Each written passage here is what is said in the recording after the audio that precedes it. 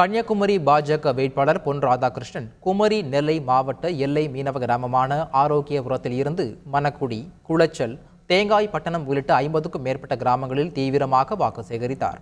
பாஜக அனைத்து மதத்தினரையும் அரவணைத்து செல்லும் கட்சி என்பது எடப்பாடி பழனிசாமி கூறிய கருத்தில் தெரிய வந்துள்ளதாக பொன் ராதாகிருஷ்ணன் குறிப்பிட்டார்.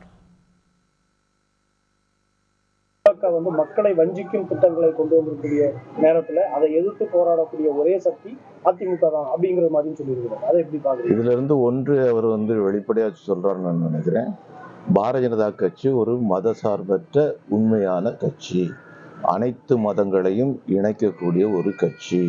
அதை அவர் ஏற்றுக்கொள்கிறார் நினைக்கிறேன். அப்ப அவர் வேற ஏதோ ஒரு திசையை நோக்கி போறாரு அப்படின்னு சொல்லிட்டு அர்த்தம்.